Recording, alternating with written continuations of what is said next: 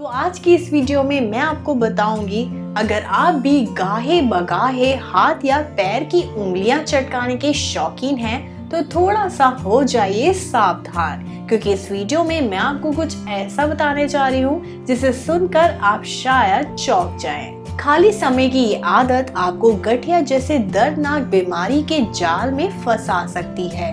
उंगलियों की हड्डियों को चटकाने की आदत गठिया का सबब बन सकती है। जी हाँ, इस रिपोर्ट के अनुसार हमारी हड्डियां लिगामेंट से एक दूसरे से जुड़ी होती हैं और जहां दो हड्डियां आपस में जुड़ती है वह हिस्सा जोड़ कहलाता है। जब हम उंगलियां चटकाते हैं उस समय हम वास्तव में इन जोड़ों को खींच रहे होते हैं और इस तरह हड्डियों को एक दूसरे से दूर खींचते हैं। ऐसे में आपस में जुड़ी हड्डियां दूर होती है और जोड़ों के भीतर का दबाव भी कम होता है। घुटने, कोहनी और उंगलियों के जोड़ों में एक विशेष प्रकार का द्रव पाया जाता है जो दो हड्डियों के जोड़ों पर ग्रीस के जैसे काम करता है और हड्डियों को आपस में रगड़ खाने से रोकता है।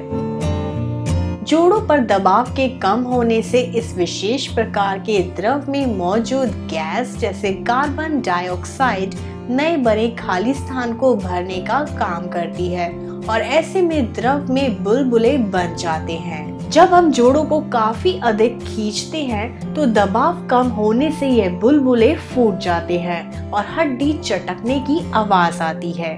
एक बार जोड़ों पर बने इन बुलबुलों के फूटने के बाद द्रव में दोबारा गैस के घुलने में 15 से 30 मिनट का समय लगता है। इसी कारण हाल ही में चटकाए गए जोड़ों को तुरंत दोबारा चटकाने से आवाज नहीं आती। यह समझा जाता है कि जोड़ों के बार बार खिंचाव से पकड़ कमजोर हो सकती है और हड्डियों के जोड़ों पर मौजूद ऊतक नष्ट भी हो सकते हैं। तो दोस्तों, आज की इस वीडियो में हमने जाना कि अगर आप भी बार बार अपने हाथ पैरों की उंगलियों को चटकाते हैं तो आपको भी एक गंभीर बीमारी का सामना करना पड़ सकता है। तो आप तुरंत ही अपनी इस आदत को बदल लें। अगर आपको हमारी ये वीडियो पसंद आई है तो प्लीज इसे लाइक, शेयर और कमेंट करना ना भूलें और हमारे चैनल को आज ही सब्सक्राइब कर लीजिए और साथ ही दिए गए बेल आइकन को प्रेस कीजिए ताकि आपको हमारी लेटेस्ट वीडियोस डेली मिल सके।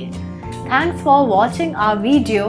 Till then, stay healthy and stay beautiful with me.